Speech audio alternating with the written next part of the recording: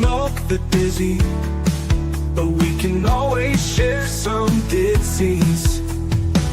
It's just a cup in time. This song doesn't have to rhyme. Life's all of us, not every moment we can be feeling fine.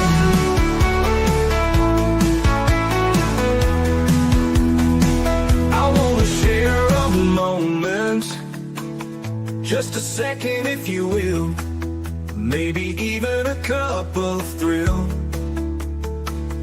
We could share this performance. It's tea time, come sit with me. Well, welcome, guys. Miss Liz in the house. That's right. Miss Liz was not here this afternoon, but we will be having that afternoon tea later. We are working on all of that because of connections and all that good stuff. Because, you know, Miss Liz doesn't only travel in Canada and United States. We go all over the world, and sometimes we have those issues. But tonight I have a husband and wife team. That's right. I have teams in the house, and you all know how Miss Liz loves having the husband-wife teams in the house. We get both perspectives. We get the male and the female perspectives going on. So before we get started, we're going to get everybody over to Miss Liz's YouTube channel, Spotify, Facebook, LinkedIn, TikTok, all of those fancy channels. And we're going to get you to like, subscribe, follow, and share these tea times out with everybody out there. Now let's get the disclaimer in, let's get the intro in, and let's get the husband and wife team in, and let's spill some tea. And tonight's tea is, let me grab my book. It is transformative health education. We're spilling the tonight. So instead of the T, we're spilling the THE. That's right. So disclaimer for Miss Liz's Tea Time live show. Miss Liz's Tea Time is a global platform dedicated to sharing real life stories, diverse perspectives, and meaningful conversations that inspire awareness, healing, and connection. Miss Liz is going live using StreamYard. Before leaving a comment during the live broadcast, please grant StreamYard permission to display your name at StreamYard.com. Please be advised that all the content brought forward during any Tea Time show is presented in good faith. However, discussions may include opinions, beliefs, and perspectives that do not necessarily represent the views of Miss Liz or the Tea Time platform. Information shared by guests is based on their own experiences and is perceived to be accurate at the given time of airing. All guest viewers and participants are responsible for using their own judgment when considering any action or decision that may relate to these discussions. Some episodes may cover sensitive topics, including but not limited to trauma, abuse, grief, mental health, and other emotionally triggering subjects. Listeners and viewers' discretion is strongly advised. Tea Time with Miss Liz is an open discussion forum designed to offer insight, inspire awareness, and create connection. It is not a substitute for professional, medical, legal, or therapeutic advice. If you require professional support, please seek assistance from qualified professionals or trusted resources in your area. If you have any questions regarding this disclaimer or any content on the discussion, you are welcome to contact me, aka Miss Liz, directly at my email, bookingmissliz@gmail.com, or visit my link tree at Miss Liz's Tea Time. By choosing to participate and comment on or view these live shows, you acknowledge and accept this disclaimer. Your participation is entirely voluntary. Miss Liz welcomes you to join the conversation with an open heart, and if at any time you feel this platform is not right for you, I respect your wishes and decision and welcome you back whenever you are ready. Tea Time with Miss Liz is serving truth and awareness one cup at a time. Now let me give you a little bit on who I have in the back. Tonight on the Tea Time table, I'm graced with two souls who blend science and love into one healing cup. Doctors James and Sylvia, doctors of pharmacy and founders of A Teaspoon of Wisdom, bring not just medical insight but heart-centered care. Together, they remind us that wellness begins long before prescriptions. It begins with compassion, community, and understanding. Their work reclaims ancient wisdom for modern families, helping mothers and babies feel supported, seen, and whole. Let me welcome husband and wife, Sylvia and James, to serve us a strong tea together tonight on Tea Time. And let me get them in here. Welcome, guys. Hello, Miss Liz. Thank you. It is a pleasure to have you guys. And a lot of my listeners know that I love husband and wife teams because we always get the two perspectives of everything, right? So we have male listeners and we have female listeners. They can ask those questions and get them out to you guys. So I'm going to take you down the first rabbit hole. So I'm going to start with you, Sylvia. Who was Sylvia as a little girl and who's Sylvia now? And then James, I'm going to jump over to you. Who were you as a little guy and who are you now? Well, that's a fun question. Well, Sylvia, as a little girl, was pretty similar to the Sylvia now. I was always pretty wild and passionate and very playful. I knew actually that I wanted to be a pharmacist when I was 12 years old, which is pretty cool. But I didn't realize that pharmacy was what it was when I was 12. I thought it meant I was going to be an herbal healer. So things changed a little bit along the way when I realized what a pharmacist is in the U.S. But yeah, that's kind of who I was. I was always a very playful, I would say, enthusiastic soul. And James? I grew up on the south side of Chicago, and I have a few siblings. We're all pretty close in age, and so yeah, we were always a very playful bunch. I still live within 30 minutes of all of them, and that was me as a kid. I didn't know I wanted to be a pharmacist till much later. I went through a lot of different major changes, but but eventually I became a pharmacist, and then I left. I left because of what we are doing today, which is what our transformative health education, because we needed to bring some real and honest education and more transparent education that we feel is not out there. And that's what I really loved when Sylvia approached me to be on Teatime was let's get that education out there, right? Let's get the good information out there because a lot of people, like you said, Sylvia, at the age of 12, you wanted to be a pharmacist and you thought that that's what it was. And then you found out as you got into it yourself and you're like, oh, this is not what I thought it was. James, how old were you when you thought you wanted to be a pharmacist? Probably around 23 years oldish. My sister is a pharmacist. That's my oldest sibling. So she actually got me into pharmacy. So I was already working in a pharmacy as a technician, but I switched my major. I didn't think I was going into pharmacy necessarily, but I switched my major a few times, and then eventually I was just like, all right, I'm gonna do pharmacy. So it runs in the family. Yeah, kind of. Oh, yeah. Well, we have a question that came in here. And the first question I want to get out to you guys is what inspired you both to blend your medical expertise with the heart-centered message behind a teaspoon of wisdom? Well, I would say a lot of it, for me at least, it's crazy because I feel like our souls just like we're meant to always meet in terms of becoming husband and wife, but also going on this mission together. For me, it started when, as I became a pharmacist, I realized that I was having a really difficult time. So like one of the roles of a pharmacist is that we are the most accessible forms of healthcare professional to the public, right? People can just come up to the window and ask any question about their health and get advice.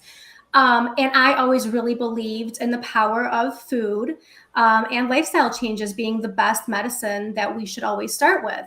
And I realized that I was having a really difficult time doing that kind of counseling for my patients, giving them that information, because though I was taught in school that I should always give diet and lifestyle information first before recommending medications, and I'm going to be accessible to be able to do that, I was given zero information on what to actually teach people and how and what diet and what lifestyle advice I can give people, right? Because you tell them one thing and like you have to give them solid information so they can go home and apply it. And so I was really struggling with that because I was like, okay, well, I see that that's who I want to be as a healer. I want to heal people. I don't want to just recommend medications to put Band-Aids on people. So just through like this whole entire, I guess, like soul searching, I ended up going back to school to study Ayurveda. So Ayurveda is the sister science of yoga. And so yoga became really big in the Western world. But originally, all of these, like Ayurveda and the yoga, they're from the Vedic sciences in the ancient Indian culture. And so yoga was originally meant for the spiritual aspect of your holistic health, to address whatever it is that you need to address with your spirit and to get in touch with your spirit. And then Ayurveda is then your mental and your physical aspect of your health. and what you can do with all the daily choices that you make, all the habits, all your relationships, what food you put into your mouth, how that food affects you, the physical properties of a food. Like, it's just such a beautiful science of true preventative care. And then teaching people how to restore their health after it's gone a little bit south. And so I knew right there and then that I need to somehow merge that into what I'm currently doing. And I applied it instantly to my patients in the pharmacy. And it was just always so rewarding because people would come back and they'd give me all their good news on like little changes that they made and the benefits that they're seeing. And I can say with such certainty that I got way more positive results with patients with diet and lifestyle changes than I ever did with medications.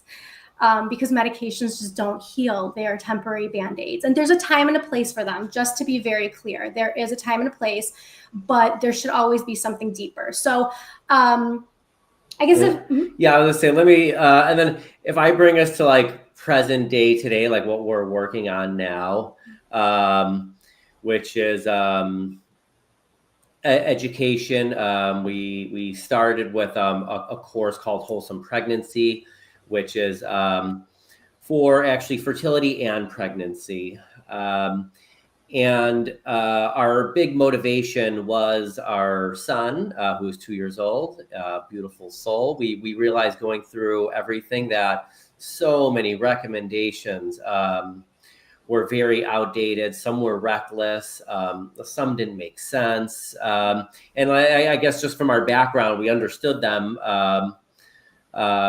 very well. And then we realized like, people need to know about all these recommendations, interventions, everything that they recommend. And so that's what was our motivation, is having our little boy.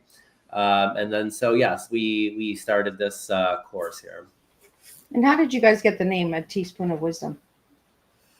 Oh gosh, you know what? Just random. Well, so I actually first was using it a few years ago for doing individual consultations. I like racked my brain for like months on a fun, name for my business, and then this just kind of popped up, and I'm like, oh my gosh, yeah, that's so cool. Of course, sometimes all that it takes is a teaspoon of wisdom. You don't need anything more. You just need to have, just a little bit of that wisdom, and you're good to go. So, I fell in love with it, and we kind of left it behind for a little bit as I stopped doing consultations and we focused on other things. And then we brought it back when we started our education sector, which is now going to be most likely a lot of different courses going forward. Yeah, when you gave me the name of the business, A Teaspoon of Wisdom, I thought of the Mary Poppins songs, Teaspoon of Sugar, and I was just like, anyway, right? The medicine, and here I got pharmacy that the wisdom of taking the sugar, not take the sugar. That's right. We had a question that just came in the studio here, and it says, being pharmacists and then being parents, is that what opened up your eyes advocating for the difference?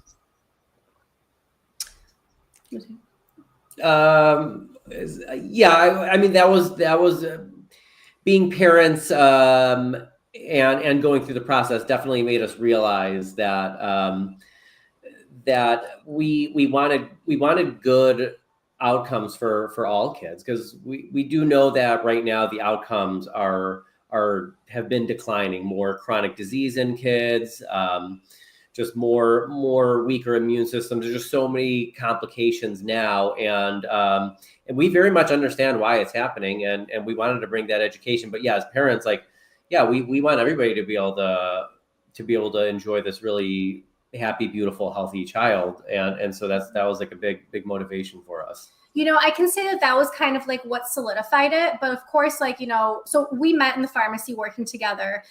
So we have just had years of countless health conversations, right? Especially when we started our business together. Where can we take our education? Where is the best place to start? And we were already kind of, as we were pregnant, circulating the idea of like, have you noticed that pregnant women are so underrepresented? It's almost like all healthcare practitioners, pharmacists, nurses, general practitioners, unless you're an OBGYN, they're just like scared of recommending or touching the pregnant woman because it's like, she's so delicate. We could just do one wrong thing. And it shouldn't be that way. It should be this like place where we actually know very well how to handle conversations with pregnant women and what to recommend to them and how to empower them to have the safest and healthiest pregnancies, right? It's education that all healthcare practitioners should have. And yet we don't. So that's when we were kind of like, oh, and we were personally invested at that point being pregnant. So we're like, oh, wow, this really should be where we start. Because that's where all of health starts, in the womb, right? Yeah. And conception, really, but yeah. and, you know, just from our experience in the pharmacy, like I could tell you that you could ask, you know, 10 different pharmacists, even doctors, a question about recommendations for pregnant women, you're going to get literally 10 different answers. Very inconsistent. And it seems like nobody's quite sure what should be done. But there's definitely a lot of inconsistency on what should be recommended for a pregnant woman. It's not that much of a mystery either. We can just put that out there. It's not a mystery. Like, the pregnant woman's body is not this like crazy wild thing. It's not doing anything. I mean, it's doing everything spectacular and miraculous. Let's put that out there too. But it's not something that we should be afraid of. It's the woman doesn't really require much more than just great nourishment, love, and peace, you know? And that's kind of where we need to bring everything back to a little bit, because we kind of got away from that. We have a question that came in that's not related to the motherhood, but I would like to get it out there for the listener out there. One of my listeners says, food for the mind. I believe in meditation, but not sure if it's working for me. Sometimes I find myself getting upset for no reason at all. This is confusing me. What avenue should I pursue? Well, I'd be curious to know how long this individual has been meditating for, because it definitely is a practice that you got to keep up with, right? It's kind of like, I know some people think that doing it for like 2 hours a day is needed, but that's not necessary. You can do it just for 10 minutes a day, 5 minutes a day, but it's kind of one of those maintenance things. So I would say, if you haven't given it too long of a try, you know, keep going. Meditation is amazing for the soul, for the mind, and for the body. It helps you connect with your body as well. And that's okay if you keep getting frustrated during the day. It's part of being a human, you know? And then just having that awareness, I think, is huge, and bringing that into your kind of meditation and being like, you know, that's something that I can let go of for the next 5-10 minutes. And it is something that over time,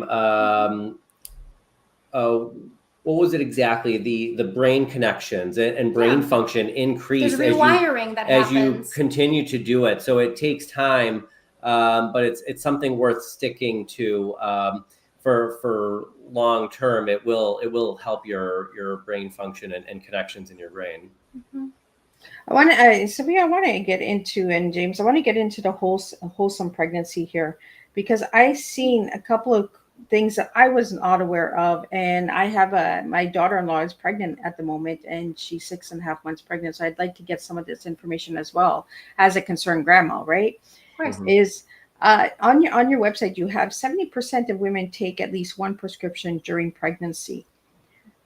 Can we get into the prescriptions that mothers are taking, like the multivitamins and the irons and all that? Because that also brought awareness to me, was the iron, the truth on iron Y is what I found. And then the pregnancy, like antidepressants and multivitamins and all that. Let's talk about some of that tonight. Okay. Maybe you could start if you want with prescriptions. I'll take on the iron, because I've been spending hundreds of hours on it. So he's our Iron Man. There we go. We got the Iron Man in the house. Yeah. Okay. So we're kind of living in the era of prescription medications. The truth is, when I started as a pharmacist, there was barely any pregnant women on medications. And the goal was always, you know, whether it be an antidepressant, ADHD medication, these I think are rising, anxiety medications, these are on the rise for sure. Antibiotics, whatever it might be, blood pressure medications. The goal was to evaluate that woman at that point and to see what changes we can make to get her to a better place, and to use this pregnancy as kind of like an opportunity to maybe try to wean off the medications. Hopefully a good doctor would be counseling, right, extensively on what changes a woman can make. Let's say it is an antidepressant or an ADHD medication. What powerful practices can be implemented to empower the woman to kind of, try to do this without the medication? Because the real fact here is these are medications that are not studied in our pregnant women. And so you're taking a really, really big risk taking these medications during your pregnancy, because if they're altering your mind chemicals, they are also altering your baby's mind chemicals. And that is not just the mind, that's your entire body. Whatever a medication does to your body, it is doing the exact same thing to the baby's body. And so that information should not be taken lightly. I come with the greatest compassion for individuals that are on the prescription medications, but I would say that this is kind of the best time to have these conversations on how can we slowly back away so that the baby and the mom are safe for now and for the future. Yeah, and to add to the prescriptions, and there will be a lot of women that maybe aren't coming on a maintenance medication, but they will take an antibiotic during pregnancy. And I don't think they really give you the full story of taking an antibiotic. Especially the later and later you take it, it's really damaging the baby's microbiome as well. And that damage can last potentially a year or longer, meaning that if their microbiome is basically imbalanced, they're going to be more prone to being sick, infections, ear infections.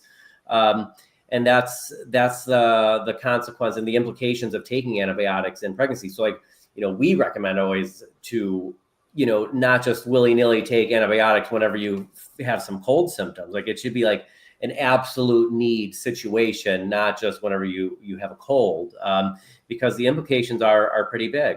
And you know what, since we're talking about antibiotics, there are some tests that are also done, diagnostic tests for women later on in their pregnancy, the Group B strep test.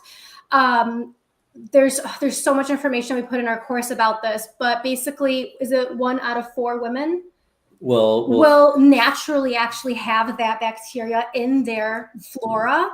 Yet, and then so what we're seeing is that, surprise, surprise, 1 out of 4 women basically are testing positive for it. Well, that lines up with how many women naturally have it. And this is a bacteria that's actually in your colon.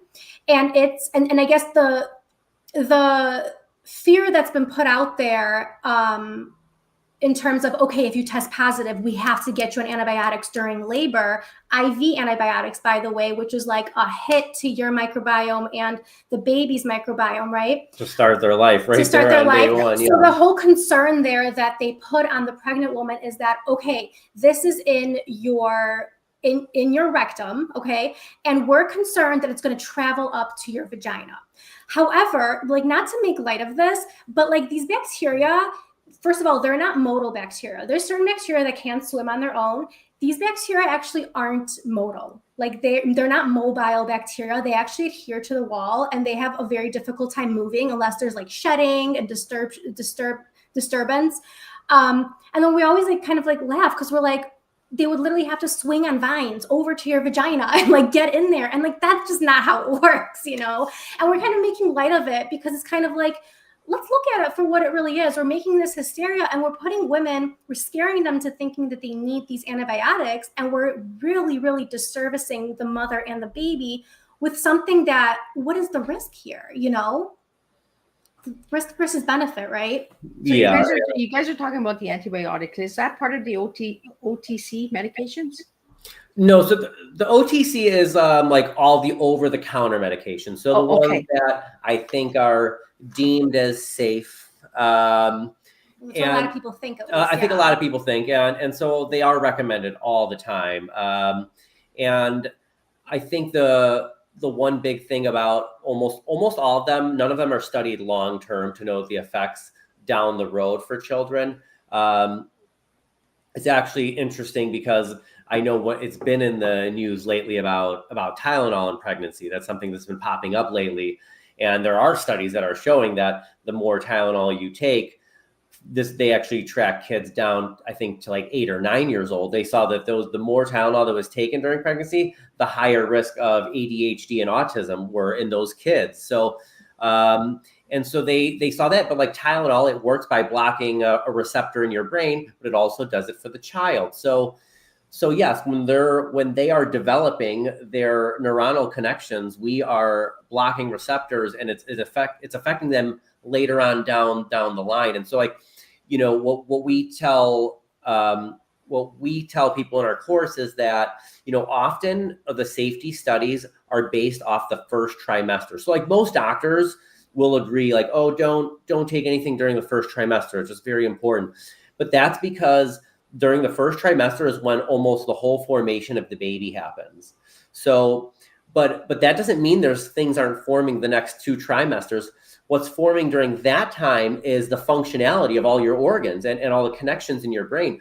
But the only thing is you won't see the effects of those till later on in their life. So when they look at these safety studies, they're only looking for malformation. So like, oh, somebody takes a medicine, let's say they take it in the 2nd and 3rd trimester. Oh, there's no malformation, so this is considered safe. They're not looking at what's happening down the line in the functionality, which is really the most important thing. Almost nothing is looked at further down the line. So in your courses, you guys teach a lot about the medicines and the iron and all that as well. Because I want to get into the iron as well, because I was given a lot of iron when I was pregnant for my first one, and it made me sick. Mm-hmm. So I want to talk about the iron. Yep. Okay, yeah, the iron. Iron Man time. The iron, well, because the iron is it is a wild ride we went through with the iron, because a lot of it didn't make sense initially. Just looking at pregnancy wise, like what they recommended didn't make sense, because you can't get that kind of iron in your diet. Like, why would they be suggesting so much iron when there's no way you can get it? In the history of humanity, people were never able to get that much, you know, even unless they were literally just flushed with animal livers all day long, and you know, maybe soak in the iron. You know, like that would be the only way. But like, you know, there have been vegetarian societies, like, you know, there's so many societies, but they all survived with not the iron that they're telling us to take at this moment. So like that kind of like sparked our interest, like, wait, there's something wrong with this. And then as we dove into it, you know, we realized that so first of all, the iron, there is a government task force that already said that they already know that there is no benefit to testing or giving iron supplements to pregnant women. They've already admitted that. It's not really out there much. A lot of, I guess, the beneficial information it's usually buried in a lot of places. So that's I guess, for starters. Your body will absorb iron based on your needs. So if you are pregnant, your body will absorb more of the iron from your food. So it typically, like in a non-pregnant adult, you need 1 to 2 milligrams absorbed. And which means usually you only absorb anywhere from like 10 to 30%, depending on the type of food it is. Plants absorb less. Meats absorb more. However, the plants are more sensitive to adjusting. Like if you need more, it will adjust to absorb more. So in general, if you just eat a diet with average iron, your body will absorb more to get what you need. And then there's a huge difference between that iron and the ones that they're giving you then, the ones that they want you to take, like in a prenatal. I know we didn't talk about the prenatal yet, but like the iron in the prenatal, they usually give 27 milligrams, which is a pretty huge amount. For a pregnant female, they would need to absorb about 3 to 4 milligrams a day. And 27 milligrams. So first of all, the ones that are synthetic, coming from a multivitamin or fortified foods, they absorb poorly, but they're also the ones that cause a lot of damage in you, because So that's why you felt so sick. And that's why that is the greatest complaint when people start taking iron. They're wreaking havoc on your stomach, and it makes sense why you can't tolerate it. Yeah. And, but basically that this is a lot of stuff that I think is just not transparent or not told, but the iron coming from your food, yes, let's say, there's a lot of it that doesn't get absorbed, just like the synthetic ones as well. Let's say, 70-80% of it, let's say, doesn't get absorbed. But the ones that come from real foods have protection. So like meat ones, that's a different type of iron called heme iron, and it has a little ring around it. And so whatever doesn't get absorbed, it goes through your body protected and excreted fine. And plants have chelating compounds. These are things that attached to the iron in the plants, and they protect it as well on the way out. All the other ones, from fortified foods, supplements, prenatals, they are completely unprotected. So most of it, which doesn't get absorbed, goes through your gut. But that's the part that's really damaging. So bad bacteria, for example, like E. coli and a bunch of other kind of bad bacteria, they need iron. They love iron. They know how to get that iron, free iron that is coming through there. So that's one thing that will start imbalancing your gut and start causing pains. The iron itself, unbound by anything like that, coming down freely, is extremely damaging. So when iron reacts, it's going to be with either hydrogen peroxide or oxygen.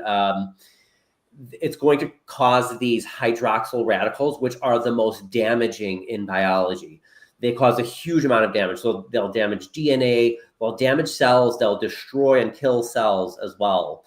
And so as that is also happening, you're slowly destroying your lining in your gut. Yes, it's going to lead to so much pain. And this leaky gut. Have you heard of leaky gut syndrome, right? So that's basically your lining, right, is getting eaten away. So this would be a huge contributor to something like that, since it's eating at the cells. Oh, yes. wow. And so there is just such a lack of transparency, and like it literally iron has a hand in so many different diseases and chronic diseases, like cancer, for example. There's studies that show they need 5 times the amount of iron that regular cells do. Like there's so many reasons why you don't want to take synthetic iron that are out there, but it seems like most of this is buried by saying that everybody is deficient in iron. You need more iron. You need more iron. And so I guess going further is that the tests that they have for iron are also extremely misleading. One of the standard tests is a ferritin test, and the ferritin shouldn't be in the blood, and that's what they're testing. And so that is a sign of inflammation, not a sign of low iron. There is no pathway that allows this ferritin. I'm sorry, I should probably explain more what ferritin is. Ferritin is it's inside a cell. It's what stores iron to keep it from being free, because free iron is very damaging and dangerous. So our bodies will store it in something called ferritin. Most of it is in the liver, but it stores it to keep it safe. But they have come up with a test called a serum. Serum is just just testing what's in your blood, and they test this ferritin. It was initially, they came up with a range based on people that they seemingly were healthy. They had this huge range of what a normal ferritin level in your blood is, but in reality, low to none is completely healthy and fine. However, if you're low, they're going to say you have low iron. Even if you have no symptoms, anything, not showing any symptoms, they will say you have low iron, you need to be on iron, and they'll put you on iron. And as a pregnant woman, I mean, there's a lot of things. I guess there's in much more detail in our course. And actually, what I've been working on over the last several weeks is I am creating an iron course specifically not related to pregnancy, but just iron, because in America alone, they estimate that 100 million people are low in iron, which is completely ridiculous. And they say in the world, they say 2.5 billion people are low in iron. And it couldn't be further from the truth. And so I'm coming up with a very detailed iron course that I've been working on every night, and I'm excited about it. He's the Iron Man, right? He's got it working hard. It's our life right now. It's going to be out, I have to guess, in a month. But there is so much to iron, and a lot more than even I just explained right now. But I think people need to know about it. It is not this safe and healthy.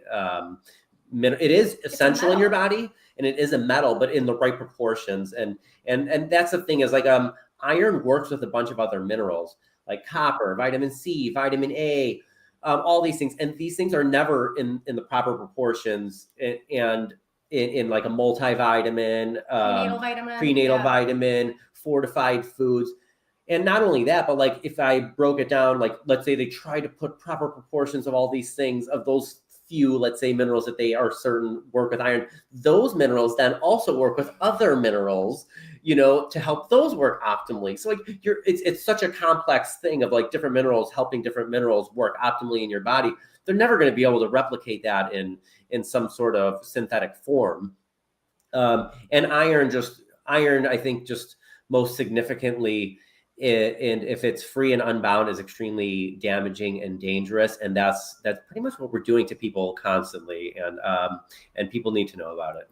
Well, and I just wanted to relate this also to pregnant women, because pregnant women are fatigued, right? That's like the biggest thing, whether you're pregnant or you're just a person off the street. Right now, our world is fatigued. Everyone is fatigued. And so this is probably where this crazy diagnosis is coming from, because everyone's coming in with that. And there's this like almost this default that all healthcare practitioners are on, that it's like, okay, you're fatigued, low iron, fatigued, low iron. And it's like, it's kind of gone crazy. But all pregnant women are fatigued. We are building a new human, right? A new organ that supports that human. Like, and so I think that's where we need to, like, this is a perfect example of where we need to take like 30 steps back and be like, well, how can we change our society's expectations of pregnant women? How can we nurture them and make them know that it's okay to slow down. It's okay to be tired. It's okay to feel like you want to sleep 2 hours a day. Unfortunately, a lot of women don't have the ability to do that, because that's how our society functions. We are all overworked and go, go, go. But if we could start having conversations around how important it is to acknowledge that it's okay for a pregnant woman to be tired, a lot of women wouldn't be going to the doctor being like, oh, I'm so tired, I can't do anything. A good response of a good doctor would be like, you're doing something crazy, wonderful, you're building a baby, of course you're tired, Like, that would be a really healthy response that we can maybe take into the future. And why do you think doctors are pushing the prenatal vitamins over the probiotics? So I think I feel like it started probably in like the 60s, 70s when. 70s, yeah. So what happened is that around 50s, 60s, we started really transitioning from cooking meals using whole foods and having, freshly prepared meals at home. Women were going out to start working all of a sudden. The ones that weren't were very allured by the idea of not having to cook a meal, having prepackaged goods. They really sold that to us, right? The marketing industry, that prepackaged goods are it. They're faster and they still fuel you the same way. And so unfortunately, the reality is that a prepackaged food is processed. And the more that you process, right, so that it stays stable on the shelf. And the more you process a food and to turn it into the crackers, into the canned soup, into the everything you see on the shelves, the less nutrients it has. So what we started seeing is people in general were starting to become nutrient deficient, and women were certainly becoming nutrient deficient and not having enough nutrients to pass on to their babies to have healthy pregnancies. And so voila, a wonderful opportunity to create this pill that would, instead of educating, oh, shoot, we did something wrong, maybe we shouldn't have eliminated the nutritious food, let's go back to that. We tried to replace it with a quick sell, because quick is good. Everything quick is so good. We just want to make everything so quick. Anything that's fast is good, right? Fast food is good. All the fast stuff is good, right? No, it's not. And we wouldn't necessarily tell somebody not to take a prenatal if they can't actually live with a healthy diet, that could get their new nourishment like that we show in the course. Then yeah, then you probably should take a prenatal if you can't, get the proper commit to like properly nourishing. But we think that proper nourishment is just way more beneficial than taking a prenatal. And even to the women that do commit to a healthy diet, the doctors will still say, and they mean so well, we don't mean to poop on the doctors. They're sticking to the policies that have been in place for a long time. And it's such a, right, it's a wild world in the healthcare industry. Yeah. And there's a lot of repercussions if you go against what the policy of that institution is and blah, blah, blah. Oh, also you're not taught a lot of that in school either. Yeah. So a lot of it they wouldn't understand anyways because they haven't been taught this. Or when you first are in school, you're young and you don't really understand, not ever being in the field yet, like you're understanding how this actually relates to later on down the road after you've had some experience. Yeah, the medical program and like the pharmaceutical or the doctor of pharmacy and doctor of medicine programs are very similar in a lot of different ways in terms of how they address disease states and heal it, not even healing, I shouldn't say that word, and how they just basically disease states and how to go through that. And so there's a lot that's not relayed to us in these programs. But back to the prenatal vitamin, what you'll see is well-intentioned doctors will, see a woman that is definitely eating healthy, and we can be confident about that. She's dedicated, but they'll still say, take a prenatal just in case. And that's saying that just in case is not that there is no bad side of taking it, right? That's saying that it can't hurt. You might as well take it. And that's not true because once again, these are synthetic versions of the vitamins that our body can't metabolize and absorb as well as the real ones from food, right? These are synthetic. All pills are made synthetically to mimic what is in our real food, and those cannot be recognized by our body the same way ever. And so not only that, but they're in wrong proportion. So here you might be, eating the best food, just like thriving in that sense, but then you're taking this supplement that has all of the vitamins and minerals in wacky proportions, has a crap ton of iron in there, right? That doesn't maybe even agree with you, is imbalancing your microbiome. And you're almost doing a greater disservice than at that point taking it when you had this wonderful, beautiful, fresh food that you committed to. And you 100% can get all and more of your nourishment from real food. I did it during my pregnancy. It's very, very possible. And I do go through like how we can do that in very, very clear details throughout the course. Sylvia and James, we have a question here or a comment. It says doctors study illnesses and pharmacists study medication. So it depends on which country you're talking about. So in ours, doctor, yeah, that's certainly true. In America, it turned from a bachelor's program. I forgot what year that was, far before us. Not that far before me in 2008 when I graduated. He's like, don't give my age away. I graduated in 2008. It was not long before that, maybe within 5-10 years of us going. Well, each country studies differently, correct? That's right. And so I know, for example, Poland, my family has had a lot of conversations with me because I told them that I got my doctorate, and they were like, no, you got your your master's.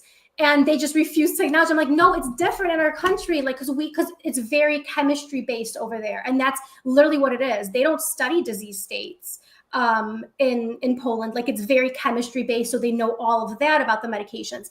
In America, they turned it into a doctorate program because that's when they put a heavy emphasis on actually teaching us disease states and understanding what is happening on a biochemical level, and then which medications should be applied to the different disease states, because they really wanted us to have a good understanding of like knowing when the different medications are needed. So so in the US, it's definitely both pharmacists and medical doctors do get disease state education. Well, and this kind of goes into the question that came in, and it says, what are some of the common misconceptions you often encounter about pregnancy during wellness, pregnancy, health, and wellness? Can you repeat that one more time? What are some of the common misconceptions you often encounter around pregnancy, health, and wellness?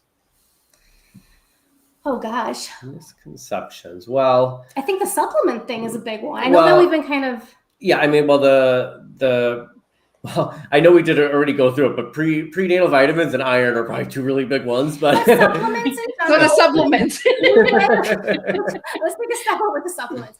Just in general, we are in the era of supplements and like biohacking, and everyone's really excited. And this is a really good thing. This is so exciting that people are paying attention to their health and they're wanting more natural solutions before they turn to pharmaceuticals, right? Like, so cool that that's happening. But we kind of have to also be mindful of like what we're using and is it actually really more natural, right?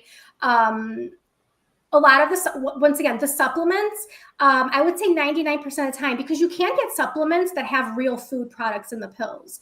Those are not common, but you can certainly, I know that there's companies that do make those. They're crazy expensive and the average person doesn't usually purchase those. But the average supplement is synthetic. And so in this world of like biohacking, people find their cabinets filled with these supplements and they're taking like 20 supplements a day. And what we always say is I encourage you, and sometimes they still feel tired and they feel like they're not fully healthy and they're always looking for something more because they're still feeling off.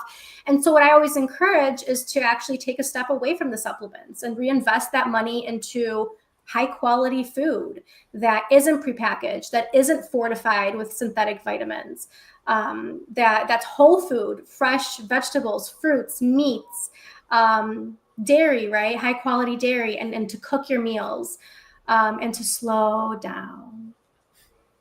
Well, it kind of goes into the question that came in, and it says, you talk about reclaiming wisdom for mama and baby. What ancient or traditional practices do you believe still hold great value today? Oh, interesting. So in our country or other countries? Worldwide. Let's go worldwide. Okay, great. We got worldwide listeners listening. I love it. Okay, I love it. And that's a great question because I talk about us taking some steps back in the US here and slowing down all over I would say outside of the US, we see such beautiful practices within the African cultures, within the Chinese cultures, the Indian cultures, the Mexican cultures. They have such beautiful practices of honoring the importance of the time of conception. So something that we haven't mentioned yet today is the importance of the health of the father, the conceiving father, and the mother. It's not just on us women. It's not just on us. And the fertility issues that are happening right now are just our problem. It is absolutely the health of the father and the mother. And so a lot of cultures honor that still and always have. And so there's a lot of practices to help boost the health and purity of the man's health and the woman's health before conceiving the child, honoring how important that is for the health. There's a lot of beautiful practices that go into nourishing the mother during her pregnancy, really giving her proper rest, doing massages, having her connect with her spirit, doing that true holistic healing, the mind, body, and the soul, whatever it is that means to you. And then postpartum, taking care of mamas and babies. We struggle with that a lot in the US. Women are really pressed to go back to work. They don't have much help. They are really pushed to start doing things around the house. A lot of cultures, they have a 30-day sitting period where mama just rests with her baby for 30 days and she is pampered and the community helps out. And that's that importance of community that we can definitely do better with here in the US specifically, I guess is where we're coming from. So James, I want to talk about fathers because we don't get enough of that out there about fathers and the connection with the baby, right? Because everybody says, oh, it's the mommy carrying it.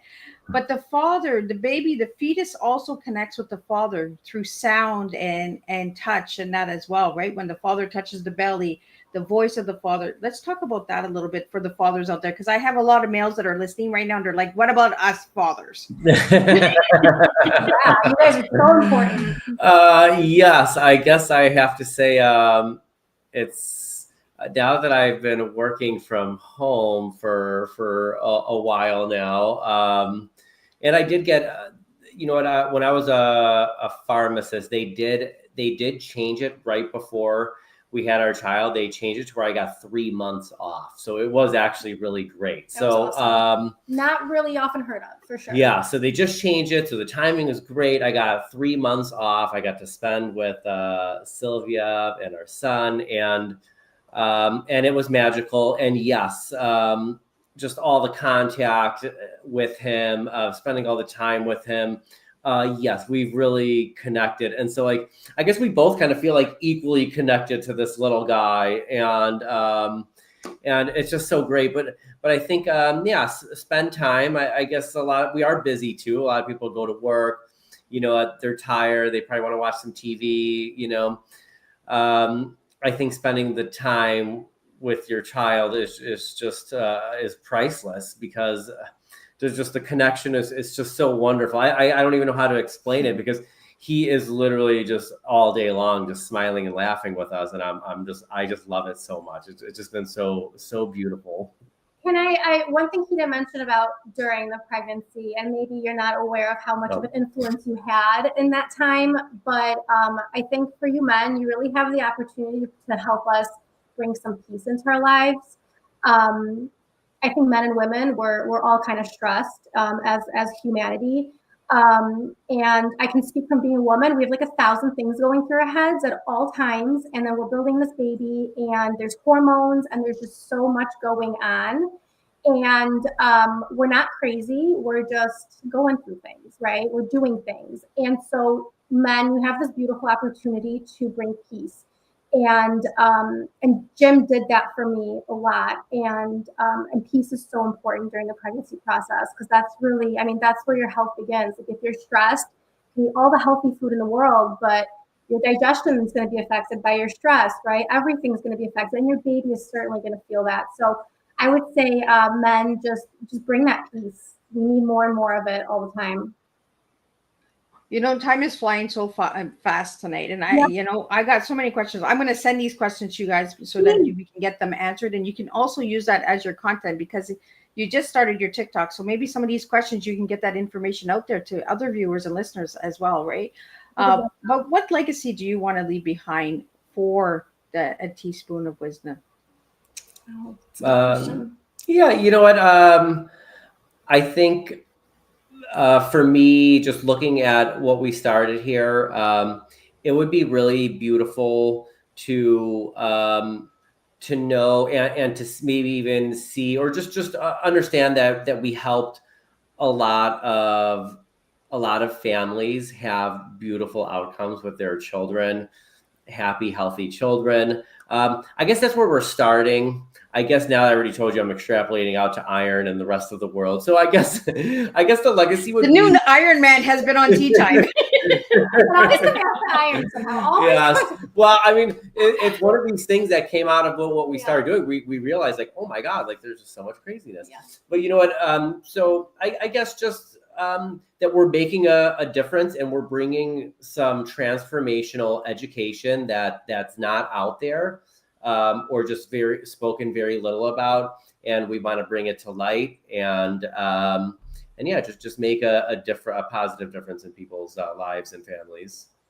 Yeah, I second that, and I think because we are focused on pregnancy right now, and I hope that we get to go all sorts of places with our education for the future, but specifically, our hearts just are so strongly with families and with moms and parents in general. Pregnancy has been made out to be a really scary, unfamiliar process where parents feel very lost, understanding how to get pregnant, how to maintain a healthy pregnancy, those early, few years of life with their kids. And it could be the most magical experience of your life. And if we could just help even 2 families, I would just be ecstatic. You guys are thinking like me, one family, one person at a time, and then that ripple effect comes. It's one, and then it pours, right? And it just goes to one dot to the next dot to the next dot. And then you make the difference in the awareness.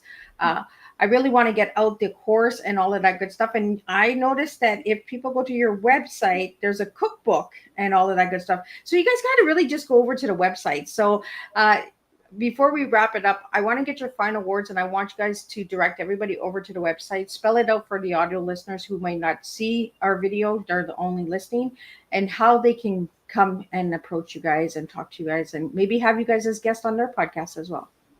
Oh, yes, we welcome that so much. So our website is a teaspoon, TEASPOON of wisdom, WISDOM.com. On there, you can see our Wholesome Pregnancy course that you can access through there, purchase it through there. There is an opportunity to reach out to us on that. There's a contact form on our website that you can reach out to us. It is me and Jim responding to all the questions. So whatever it might be, we welcome all questions that you might have, all interactions. And yeah, we definitely would love to talk if there's other podcasts that we can connect with. And yeah. And final words for everybody that's listening tonight. Iron. Iron. Iron Man. Yeah, I'm gonna have some good talks with my kids and grandkids. I haven't been on tea time. You know what? For me, because this is like my big focus right now. Yes, if you've ever been told you have low iron or know anybody, you should share our website at teaspoonofwisdom.com. I know it just says coming soon on our website, but I will have a very detailed course about iron, and it will be amazing. But in general, going off of that, like what we see from everything we've done, even with pregnancy and just everybody in general, like the closer you stick to nature, the better off you're going to be. As few interventions as possible is what you want. You know, stick to natural whole foods, less synthetic stuff. Different, whatever interventions they may be, you just want to minimize them only, you know, in really dire situations. Mm-hmm. And that intuition, mamas, we have an intuition and it's so strong. And I say, listen to it always. Healthcare practitioners have good hearts. They're in a good place for sure, but nothing replaces your intuition and your knowing what is best for you and your baby and your family. So never forget that. And we're going to wrap it up with a question. I'm going to take you down a rabbit hole just before we wrap it up. And it is, if a teaspoon of wisdom were a flavor of tea, what would it be and why? Oh, that's your question. That is my question. I love tea. But how do I win tea? They're like, that's yours. I get the iron. Okay, well, this is actually a perfect answer. Hold on. I never even thought about this. Thank you for the question. So rose, it would be rose, because rose is just my favorite flavor of like everything and tea. And I think the rose is a beautiful representation of the woman, of the feminine. And so it would absolutely be rose. Yes.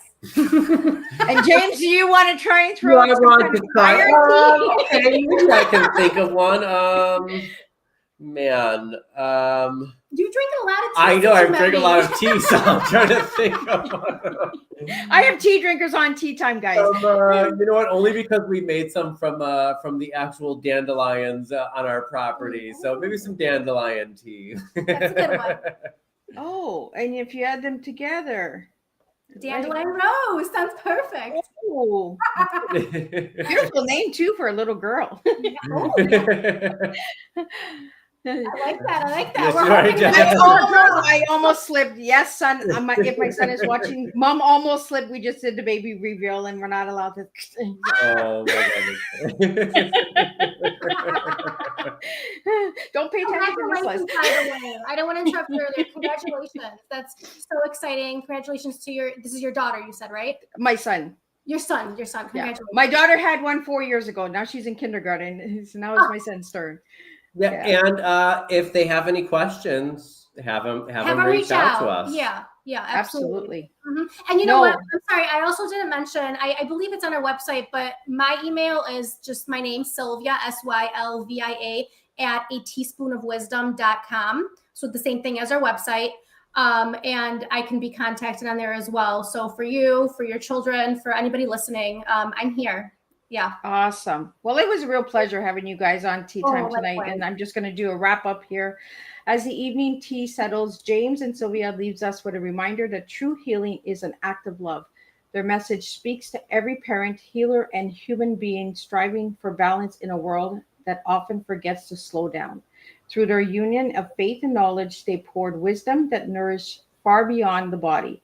It reaches the soul. Thank you both for reminding us that care, like tea, is best shared one gentle cup at a time. And I will see everybody same time, same place, and we'll do it all over again next week. And we have 2 new topics, so check that out as well. Thank you, James and Sylvia, for tonight. It was a pleasure having you guys on Tea Time. And if you guys need anything, I'm just a tea away. Love it. Thank you Thank so you so much. much, Miss Liz. It was a pleasure.